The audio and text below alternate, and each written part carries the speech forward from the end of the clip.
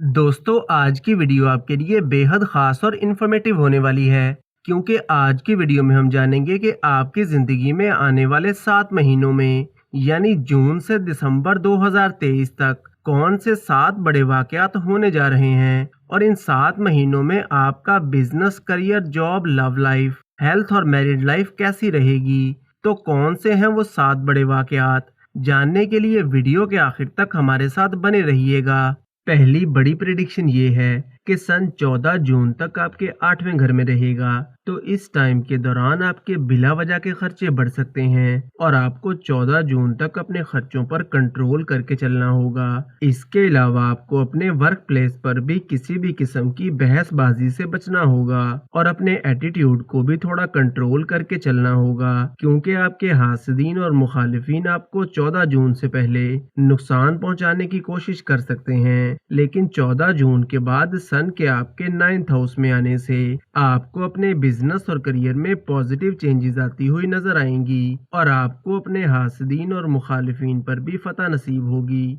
दूसरी बड़ी प्रेडिक्शन ये है कि जून से दिसंबर तक सैटर्न आपके 5वें घर में रहेगा और आपके लिए अच्छी खबर ये है कि आप पर शनि की ढैया खत्म हो चुकी है, तो आपकी जिंदगी के तमाम शोबों में बेहतरी आना शुरू हो जाएगी और आपका मेयारे जिंदगी बेहतर होगा। और स्टूडेंट्स के लिए भी जून से दिसंबर तक का टाइम काफी अच्छा रहेगा और वो स्टूडेंट्स जो अपनी पढ़ाई को लेकर किसी भी वजह से कंफ्यूजन का शिकार थे, तो इससे भी आप निकल आएंगे। और जून से दिसंबर तक के टाइम में अगर कोई एग्जाम वगैरह है तो इसमें भी कामयाबी मिलेगी। तीसरी बड़ी प्रेडिक्शन ये है कि राहु 23 अक्टूबर को आपके 6ठे घर में आएगा, तो राहु के 6ठे घर में आने से लिब्रा वालों की जिंदगी में काफी पॉजिटिव चेंजेस आएंगी। चाहे आप कोई भी काम करते हैं, बिजनेस करते हैं या कोई जॉब करते हैं, तो 23 अक्टूबर के बाद आपके काम काज को ग्रोथ मिलेगी और आपको माली फायदे मिलेंगे। और वो लिब्रा मर्दो खवातीन जो कोर्ट कचहरी के मसलों की वजह से परेशान हैं, तो 23 अक्टूबर के बाद आप इन मसलों से भी निकल आएंगे। चौथी अहम प्रेडिक्शन ये है कि नवंबर के महीने में वीनस आपके 12वें घर में आएगा, तो नवंबर के महीने में आपको अपनी सेहत का थोड़ा ख्याल रखना होगा और अपने खाने पीने के मामले में थोड़ा मोहतात रहना होगा। आपको फीवर, डाइजेशन या डायबिटीज से रिलेटेड प्रॉब्लम्स हो सकते हैं। पांचवी बड़ी प्रेडिक्शन ये है कि सैटर्न के जून से दिसंबर तक आपके 5वें घर में होने से